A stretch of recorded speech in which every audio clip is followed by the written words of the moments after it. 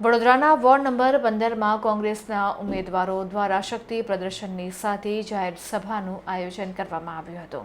વિવિધ રાજકીય પક્ષો મતદારોને રીઝવવા માટે એડીચોટીનો જોર લગાવી રહ્યા છે, ત્યારે વડોદરાના વોર્ડ નંબર 15માં કોંગ્રેસના ઉમેદવારો દ્વારા બાપુ ચકાતંગા પાસે આવેલ ચામુંડા માતાના મંદિર નજીક એક વિશાળ જાહેર સભાનું આયોજન કરવામાં આવ્યું હતું।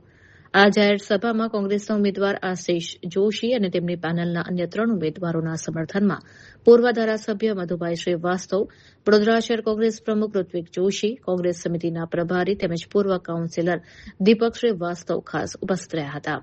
મોટી સંખ્યામાં કોંગ્રેસના કાર્યકર્તાઓ અને હોદ્દેદારોની હાજરીએ આ સભાને શક્તિ પ્રદર્શનમાં ફેરવી દીધી હતી। સભામાં ઉમટી પડેલી જનમેદનીને જોઈને કોંગ્રેસના નેતાઓએ વિશ્વાસ વ્યક્ત કર્યો હતો કે આ વખતે વોર્ડમાં પરિવર્તન નિશ્ચિત છે। આશિષ જોશી અને તેમની ટીમે સ્થાનિક રહીશોને ખાતરી આપી કે જો જનતા તેમને ભવ્ય બહુમતીથી વિજયી બનાવશે તો વિસ્તારના વર્ષો જૂના પ્રશ્નો અને પાયાની સુવિધાઓનું નિરાકરણ લાવવું એ પ્રાથમિકતા રહેશે। આગામી 26મી તારીખે યોજાનાર મતદાન પૂર્વે કોંગ્રેસ દ્વારા કરવામાં આવેલા આક્રમક પ્રચારે વોર્ડ નંબર 15ના રાજકીય સમીકરણો તેજ બનાવ્યા છે। મતદારોમાં જોવા મળતો ઉત્સાહ કોંગ્રેસની પેનલ માટે આશાનું કિરણ જગાવી રહ્યો છે। પેનલ છે રાજુભાઈ બારોટ ને મારો ભાઈ એવો હિતેશભાઈ જોડાયા છે। અમે બે ભાઈ તાકાત લગાડીશું। આ 4 ઉમેદવાર નથી તમારા, આ મંચ પર બેઠેલા। મારી ટિકિટ આપી કોંગ્રેસે મને મોકલ્યો, ફોર્મ ભર્યું ને જે રદ કરાયું ને બી ગયા, ફફડી ગયા। આ 26 તારીખ તમારા પછી આ 26 તારીખે આ પેનલ આવશે ને તો અમારું કામ ચાલુ થશે, તમારી સેવા કરવાની। અધરા કાર્ય બનાવી દીધી, મોટા મોટા બંગલા બનાવી દીધા, એટલું કરપ્શન કર્યું અને 5 વર્ષમાં એટલા ભ્રષ્ટ લોકો બેઠેલા છે ને સત્તા પર। મારું તો ઠીક છે, હું તો પહેલા સેવા કરતો આવ્યો હતો, આ પરિવાર સાથે જોડાયો છું, આ મિત્રો સાથે જોડેલો હતો અને આજે બી જોડાયું છું। આ મારી બહેનો 4 કલાક લાઈનમાં ઉભા રહે, ગેસના બોટલની લાઈન। તમે જીવો છો એવું સર્ટિફિકેટ માંગવું પડે, એની લાઈન। મોંઘવારી જોવો તમે, કાર્યોનો ગડગડાટ રોકાવો ના જોઈએ।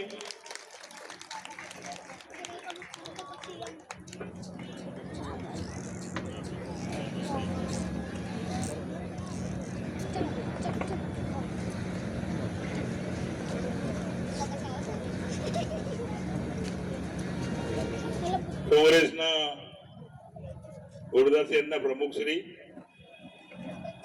દિલ્હીથી આવેલા કોંગ્રેસના પ્રમુખ શ્રી, આમના નામે મત માંગવાના, ઓળખતા પણ નહીં હોય તમે આ 15 નંબરની પેનલ ने। देखिए, ये चुनाव जो है एएनसी का, ये चुनाव महत्वपूर्ण चुनाव है। हम विधानसभा और लोकसभा चुनाव से इसको कंपेयर नहीं करते। ये चुनाव जनता के गंभीर मुद्दों से जुड़ा होता है, उसकी दिनचर्या से जुड़ा होता है, उसके स्वास्थ्य से जुड़ा होता है। रोजमर्रा की जिंदगी में जो अड़चनें आती है, चाहे लाइट की बात हो, चाहे गटर की बात हो, चाहे पानी की बात हो, चाहे स्वास्थ्य की बात हो, चाहे मच्छर बीमारियों की बात हो, चाहे हर्निया कान की बात हो, चाहे वो विश्वामित्र नदी का पानी घरों में घुस जाता है उसकी बात हो, ये रोजमर्रा की जिंदगी के मुद्दे हैं। इस मुद्दों पे आधारित चुनाव होता है और मैं ये समझता हूँ और यहाँ की जनता ये समझती है कि पिछले 30 वर्षों से सिर्फ इस जनता ने धोखा खाया। हर बार रंग बिरंगे सपने और नई नई लाइटें लगाकर, चाइना से लगाकर इस शहर को सजा के वोट लेने के बाद सारा का सारा भ्रष्टाचार किया है। चाहे सिटी परचेज करने की बात हो, चाहे लाइटर परचेज करने की बात हो, चाहे विश्वामित्र नदी की मिट्टी हटाने के लिए सैकड़ों करोड़ रुपए गबन करने की बात हो, चाहे शहर के गड्ढों के पैसे खाने की बात हो, चाहे घरों के टैक्स, जो घर का टैक्स है इतना बढ़ा दिया गया है, चाहे उसके खाने की बात हो, चाहे टैक्स के नाम पे राज्य सरकार ने हर साल में करोड़ों रुपए देने की बात हो तो वो ऊपर के ऊपर खाने की बात हो। ये सारे के सारे मुद्दे बहुत ही गंभीर मुद्दे हैं और जनता के दिनचर्या में आड़े आते हैं। इनके बुलावे से जनता निकल चुकी है। और जो मैं आज दिन भर से देख रहा हूँ, लोगों के चेहरों को देख रहा हूँ, जनता पूरी तरह बदलाव के मूड में है। इनके कोई हथकंडे चलेंगे नहीं। हम मानते हैं कि हमारा कार्यकर्ता मजबूती के साथ पिछले 30 वर्षों में इनसे संघर्ष कर रहा है। मैं मेरे कार्यकर्ताओं को सैल्यूट करता हूं, बधाई देता हूं कि इतनी खराब परिस्थिति में भी, इतने संघर्ष में भी उन्होंने अपना कांग्रेस का झंडा लेकर चले और आज हम इस स्थिति में हैं कि उनकी आंखों में आंखें डालकर हम सत्ता पक्ष के विरोध में लड़ रहे हैं और जिसके कारण हमको हमारी जनता प्यार दे रही है। कई वादे इस शहर से किए गए हैं, स्मार्ट सिटी से लेकर कई सिटी बनाने की बात की। अरे भैया लोग, जो महाराजा गायकवाड़ महाराज का जो शहर था उस समय जितना साफ सुथरा और सुंदर था उसको ही छोड़ देते, वहाँ पे भी उन्होंने ध्यान नहीं दिया है। मैं समझता हूँ, पूरी गंभीरता से बात समझता हूँ कि इस बार वडोदरा की जनता ने बदलाव का मूड बना लिया है और ये दिखता भी है कि उनके मन में भय है और ये भय को साबित ये हो जाएगा और हम इस बार में वडोदरा म्यूनिसिपल कॉर्पोरेशन में कांग्रेस का झंडा फहराएंगे। धन्यवाद। 5 વર્ષમાં 25,000 કરોડ રૂપિયાના બજેટ છતાં પણ જનતા પાણી માટે બૂમો પાડે, રોડ રસ્તા ડ્રેનેજ ભૂવા પડે, ભ્રષ્ટાચાર થાય, કહેવાય કે અમે 25,000 કરોડનું બજેટ 5 વર્ષમાં આપ્યું ને વિકાસ કર્યો, તો વિકાસ કોનો થયો? 5 વર્ષની અંદર જો કોઈ વ્યક્તિએ કારેલીબાગમાં મકાન લેવું હોય 2 રૂમ રસોડાનું, તો એને એની અડધી જિંદગી જતી રહે છે હપ્તા ભરવાના લોનના, બેંકના. ત્યારે આ લોકોએ 5 વર્ષમાં અદ્યતન એક્સપ્રેસ હોટલને, વેલકમ હોટલને પાછળ પાડી દે એ પ્રમાણેનું કમલમ બનાવી દીધું. એટલે કોન્ટ્રાક્ટરો પાસે કટકી લઈને, કટમની લઈને પોતાનો વિકાસ કર્યો. જનતા આજે પણ વિકાસ માંગી રહી છે. વોર્ડ વિસ્તારના નાગરિકોને પાણીની સુવિધા નથી, ટ્રાફિકની સમસ્યા છે, ડ્રેનેજો ઉભરાય છે, ગંદા પાણીથી લોકો પરેશાન છે. નાગરિકો 1200 રૂપિયા પાણીનો વેરો પણ ભરે છે અને દર મહિને 1500 રૂપિયાના મિનરલ જગ મંગાવે છે. આ પ્રમાણેની આ સ્થિતિ છે કે જેના કરતાં તો દીર્ઘદ્રષ્ટા એવા અમારા સર સયાજીરાવ હતા કે જેણે એ જમાનામાં અહીંથી શહેરથી 15 કિલોમીટર દૂર વગર લાઇટ, વગર ઇલેક્ટ્રિસિટી ને વગર મોટરે આ શહેરને પાણી પૂરું પાડતા હતા.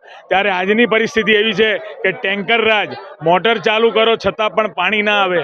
આ પ્રમાણેની જે પરિસ્થિતિનું નિર્માણ થયું છે ને 30 વર્ષથી તમે કર્યું શાસન, તો નાગરિકો તમારા ભ્રષ્ટાચારનો ભોગ બની રહ્યા છે. ભ્રષ્ટાચારે જે માઝા મૂકી છે, હવે નાગરિકો નક્કી કરી ચૂક્યા છે કે દરેક વોર્ડની અંદર કોંગ્રેસની પેનલને જીતાડવા માટે નાગરિકોએ જ જાતે કમર કસી છે ને એ આખા શહેરમાં વાતાવરણ ઊભું થયું છે.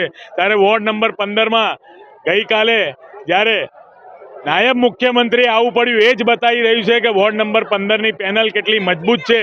અને હવે ભારતીય જનતા પાર્ટીના વોર્ડના કાર્યકર્તાઓ દ્વારા અણછાટજું વર્તન મારા પરિવાર સાથે આજે કરવામાં આવ્યું છે, એનો પણ જવાબ આવનાર દિવસમાં 26 તારીખે આ વોર્ડના નાગરિકો ચોક્કસ બટન દબાઈને આપશે.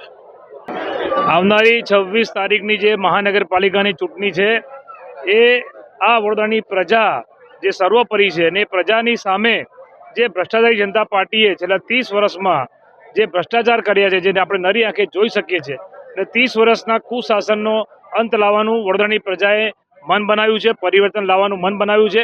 કારણ કે આ લોકોએ સર સયાજીરાવ ગાયકવાડની નગરીને મચ્છરોની નગરી બનાવી, કલાનગરીને, ભુવા નગરીને મચ્છરોની નગરી બનાવી. ત્યારે વડોદરાની પ્રજાએ નક્કી કર્યું છે કે આ ભ્રષ્ટાચારીઓને ઘર ભેગા કરવાના છે. આજે હરણી બોટકાંડમાં ભ્રષ્ટાચારમાં નિર્દોષોના જીવ લીધા. વારંવાર દર વર્ષે ચોમાસામાં વરસાદ પડે, વિશ્વામિત્રીના પાણી લોકોના ઘરોમાં ભરાઈ જાય, 2 ટાઈમ પીવાનું ચોખ્ખું પાણી આપી શકે એવું ભાજપના નેતાઓમાં પાણી નથી. ત્યારે રોડ રસ્તાથી માંડીને તમામ જગ્યાએ ભ્રષ્ટાચાર કર્યો છે અને વડોદરાની પ્રજા જાણી ગઈ છે. માટે નક્કી કર્યું છે કે આ વખતે કોંગ્રેસનું બોર્ડ બનવાનું છે અને આ ભ્રષ્ટાચારીઓને ઘર ભેગા કરવાના છે એવું પ્રજા મક્કમતાથી બોલી રહી છે. અને માટે જ ભારતીય જનતા પાર્ટી પણ તમે જુઓ કે ભગવાઈ ગઈ હોય અને હાર નક્કી હોય ત્યારે આજે એમના મોટા મોટા નેતા, જે ગૃહમંત્રી, મુખ્યમંત્રી, આ બધાને આવવું પડે. કારણ કે વડોદરા શહેરના મેયર તો મોઢું બતાવવા લાયક રહ્યા નથી. સ્ટેન્ડિંગના ચેરમેન, જેમને સ્ટેન્ડિંગ કમિટીમાં માત્ર મીટિંગ ગીટિંગ અને ચીટિંગ કરી, કોઈ બીજેપીનો કોર્પોરેટર પ્રજાની વચ્ચે ગયો નથી. ત્યારે આ વખતે આ લોકોના અભિમાની શાસનનો અંત આવવાનો છે એ વાત નક્કી છે અને પરિવર્તનરૂપી વિકલ્પ એ કોંગ્રેસ પાર્ટી છે. સૂત્રોના જણાવ્યા મુજબ એવું જાણવા મળ્યું છે કે 26મી તારીખ સુધીમાં પીએમ મોદી વડોદરા ખાતે પધારવા.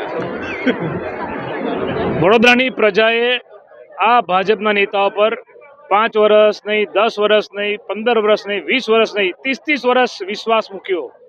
તળિયેથી નળિયે સુધી બોટમ ટુ ટોપ બધે જ ભાજપ, મેયર ભાજપના, ધારાસભ્ય ભાજપના, સાંસદ ભાજપના, મુખ્યમંત્રી ભાજપના, પ્રધાનમંત્રી પણ ભાજપના.